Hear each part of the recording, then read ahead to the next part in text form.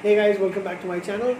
Midsommar is one of the most talked about movies in the horror genre in the last year or so. I think it came out sometime in the summer of 2019 and is a movie that is mostly set and shot in Sweden.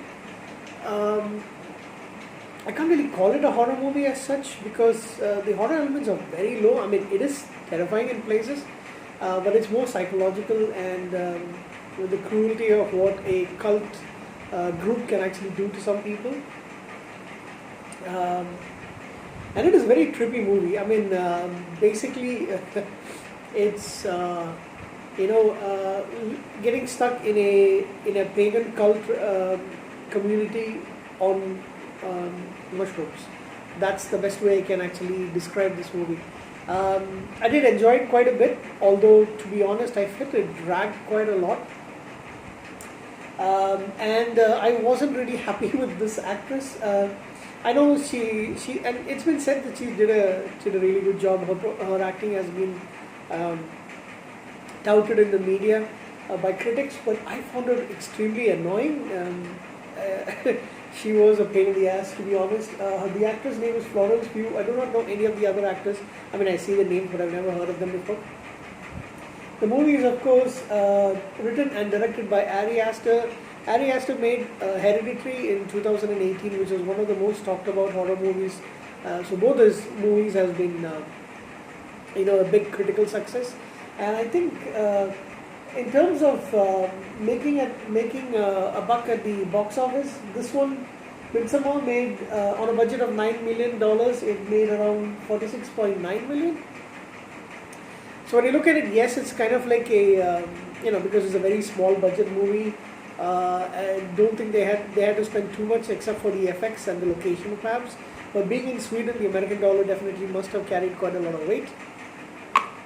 And the effects were here and there, so therefore I don't really think they had to spend too much on the effects either.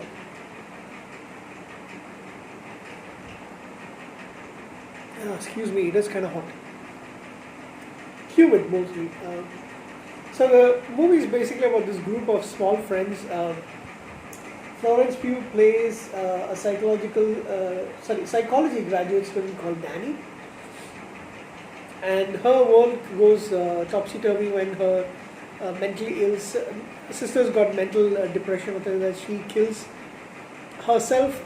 She kills her parents, their parents, as well as herself. So it's like a double murder.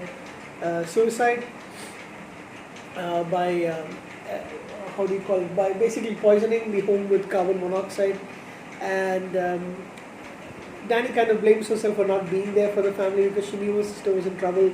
She speaks to her at the beginning of the movie.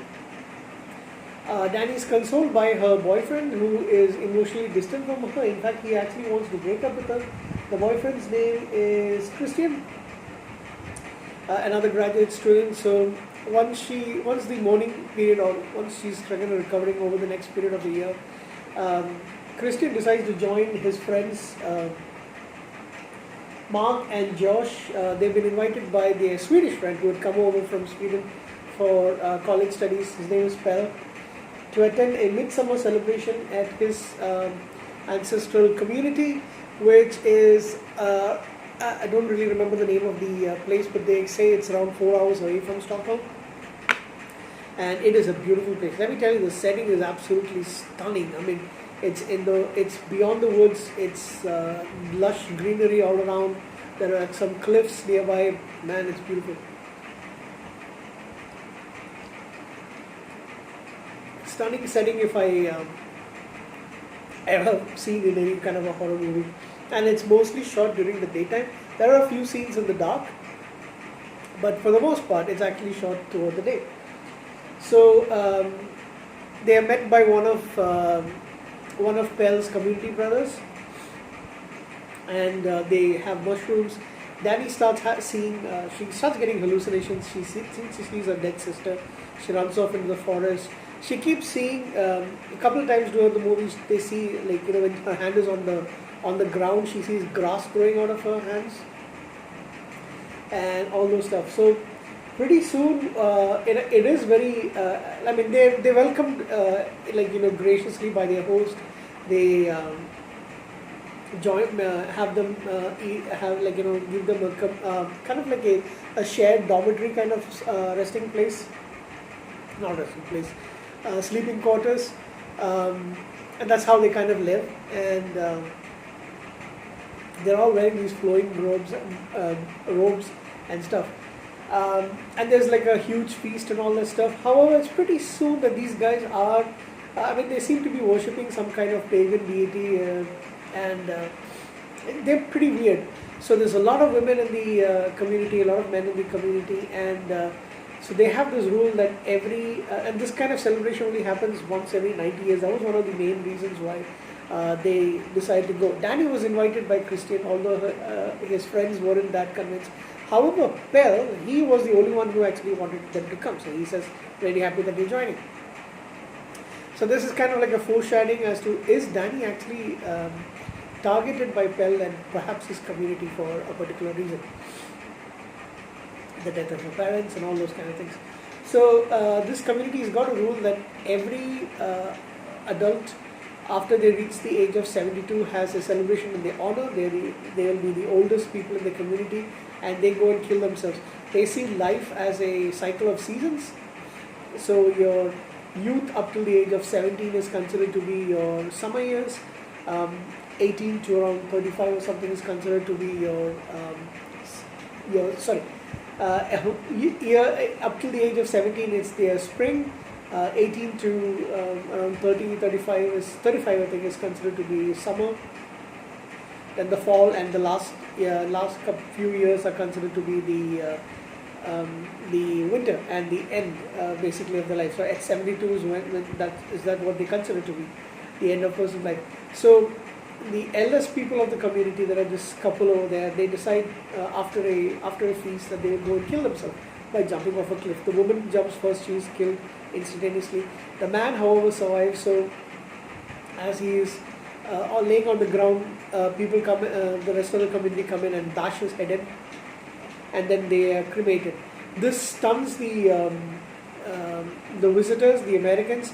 There's also two other visitors along with them who are a British couple, and they are absolutely traumatized, so they decide to leave. However, the guy seems to disappear before the girl does, and then the community folk tell that he decided to leave via train, and she leaves a little later at night.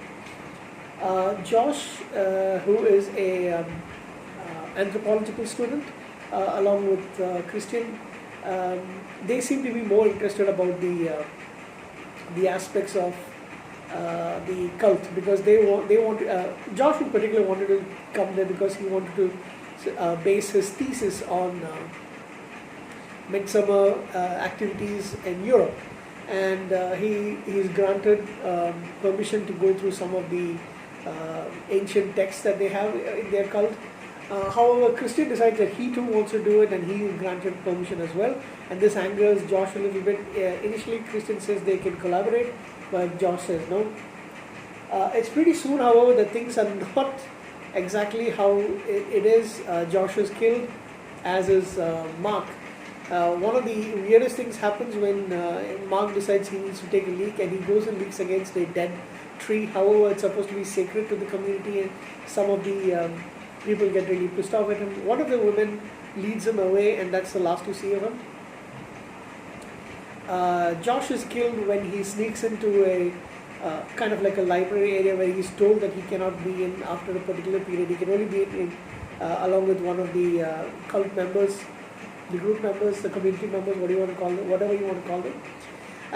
He sneaks in, takes some photos. Photos are not allowed, but he sneaks in to go there, and he sees a man wearing Mark's face come in, and then he is killed himself. At the end of everything, towards the end of everything rather, it is very obvious that Danny is having trouble with, she's still having problems with certain things, but she seems to be the center of the attention of Pell and some of his community members, and what they decide to do is, there is and she finds herself getting very distant from Christian. they're the last two ones from the visitors who are there. Um, Danny is invited to join the women in cooking for the lunch, as well as they have a make queen kind of selection where basically there's music and they play some music and the women start dancing. The last one is left standing at the end of this long period is crowned the make queen, and it happens to be Danny. So once she's crowned, she's actually still stunned, but they put a flowers on her, crown on her, and go and decorate her and stuff. Meanwhile, Christian is brought towards a separate room where he is given, he is led towards some kind of a ceremony where he is drugged a little bit, and he is invited to go and sex with one of the girls who is waiting to get impregnated. She's been flirting with him a little, and when he goes into this place, there's a bunch of naked women along with this girl, all humming, and in harmony with her moans, he has sex with her, and it's one of the weirdest things I've ever seen in my life, with all these women encouraging them by syncing their moans along with hers. That was so weird. I don't think I would ever be able to do that. And there's one woman who actually keeps pressing his buttocks and guiding him as he has sex with her. When they finishes, she comes along and she sees Danny sees this happening, and she's traumatized. In the end, this guy Christian tries to escape, but however, he tries to leave the community, sort of, and he is stuck. He finds the British male guy actually flayed and laying on the not laid, but suspended on hooks, and then he is basically paralyzed with the use of a chemical, and the community decides that they need, at the end of the particular celebration, they need to sacrifice a few people. So it's the visitors basically stuffed into different kind of creatures from their folklore, and a couple of the villagers who volunteer, and finally Danny, as the May Queen, is allowed to choose the ninth person that they are supposed to sacrifice. She has to choose between Christian, who is paralyzed and in a kind of a wheelchair, and one of the villagers, and she chooses Christian. Christian is stuffed, still alive. There's a dead bear. While he is still alive, he is stuffed into the bear and sewed up, and they put all the 9 people, including the volunteers, into there's Mark's body, there's Josh's body, and the others, and they are stuffed in, and they put into this kind of like a small hut or something, and then they are burnt. The entire thing is burnt. The camera closes in on Danny as the movie ends. There's a lot of symbolism in this movie. You really have to watch it. There's a lot of videos where they show clips of the movies, and you can see some parts of the movie actually seen. There's a young girl and a bear. There's fire. There's so many things that's very, very symbolic. I thought that was amazing. The movie itself is kind of slow and dragging in several places, so I did find myself a little bit bored here and there. However, it's absolutely fascinating to see. I did wish the pace was much better. I didn't want to, but maybe that would have even ruined the movie. It is very trippy. It is full of symbolisms, and it's full of. Basically, it's her going through a breakup, and deciding that she has lost her family. She doesn't get the love and support that she's getting from her boyfriend, but now she's got the new community that's her family. And one more thing, one of the other weird things that I forgot to mention, when she actually finds out that Christine has slept with this other girl, she starts crying. She runs into the room, the dormitory kind of thing, and the other women run along with her, and they grab hold to her, and as she's crying and wailing, they do this sympathetic wailing along with her. Man, I was like, what the fuck? I mean, this whole movie, what the fuck did I watch? It's so weird. I mean, it's really, really weird. And I do find Now, I don't want people to see this movie and think, like, especially people who don't know, think that this is what Europe or Sweden is all about. I mean, please get your head out of your asses. This is a movie. This is not based on actual events happening or something like that. It's just a weird interpretation of so many things. Um, and paganism isn't all weird all the time. I would say Christianity and Islam has got more weird stuff, as does Hinduism, but then Hinduism is supposed to be considered a pagan religion. But then Judaism, yeah. So the Abrahamic religions, you don't fall out of that. You are considered to be weird by somebody who is not part of your religion. So that's one of the things, because I actually read a couple of comments and some people actually told me it's all these weird pagan stuff. So sure, but you have all weird things happening in a lot of religions. So that's a debate for another time. But yeah, I just want people to realize that it's not based on actual stuff. It is some kind of a cult that actually created, and that's that.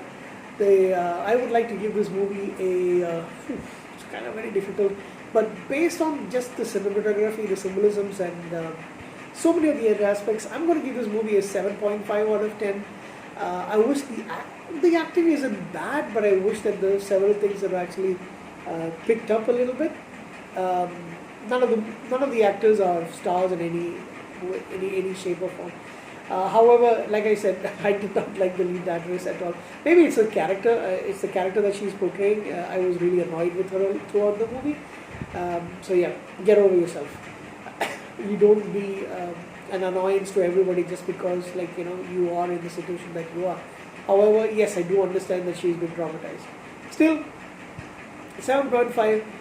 I would really have to be in the mood to sit and watch this movie again. That's why I'm giving it a 7.5. I was leaning towards an 8.